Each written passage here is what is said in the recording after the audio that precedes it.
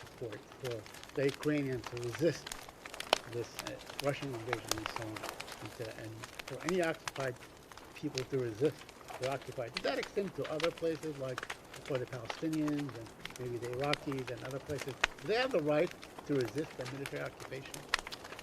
Saeed, self-defense is a principle that belongs to all countries. Yes, and so it does belong to people who are in the military occupation. It belongs to all including the countries. Palestinians. All countries have.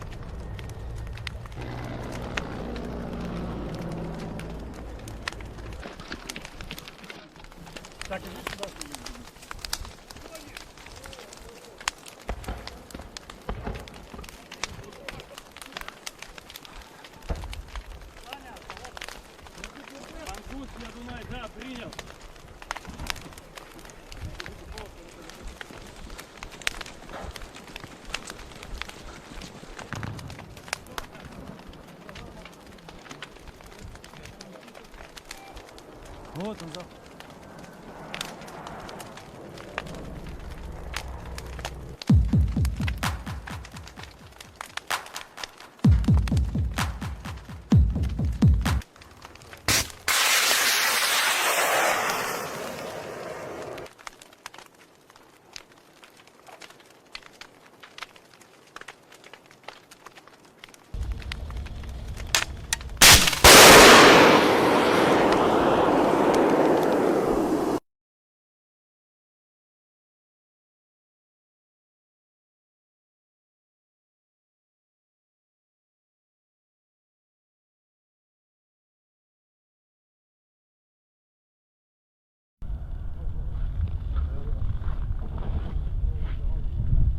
O'clock in this position on the high ground, you've got a prominent saddle. Yeah.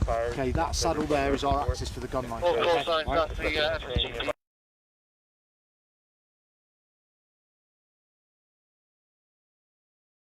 What we'll do is we'll take some shots at the snowbank, and then we'll walk down and we'll see what damage it's done. And then we'll go down to it, and then we'll go, and then we'll, yeah.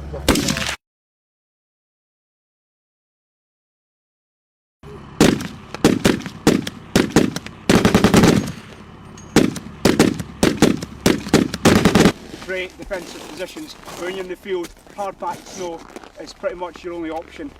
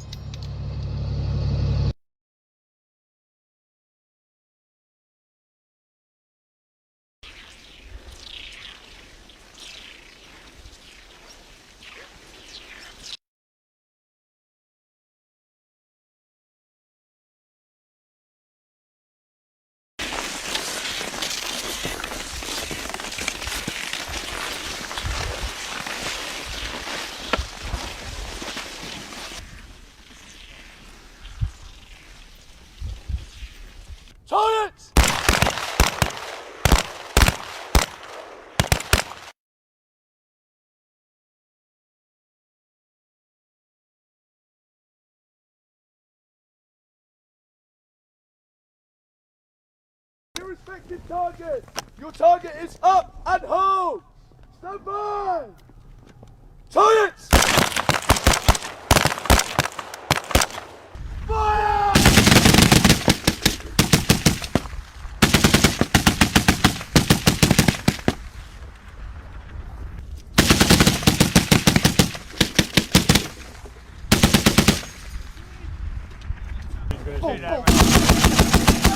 Got one last burst! Got one last burst!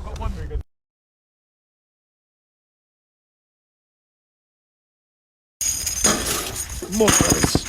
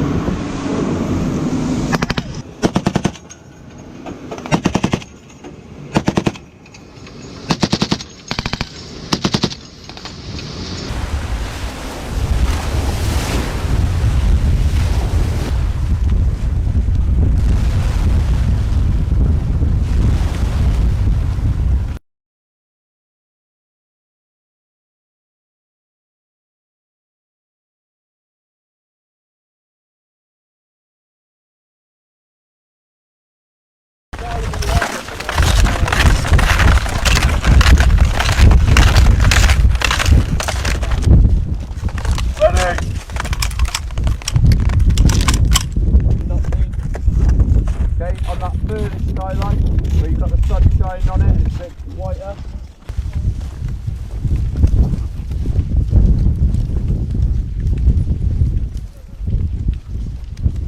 Yeah, forward if you're ready, mate.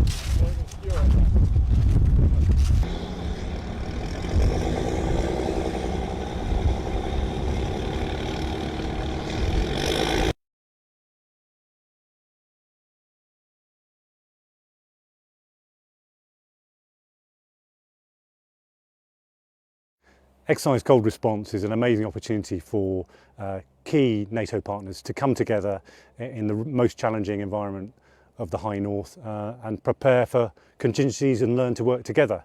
And what we'll see is a strong maritime task group, task force, air play, and then some land exercises.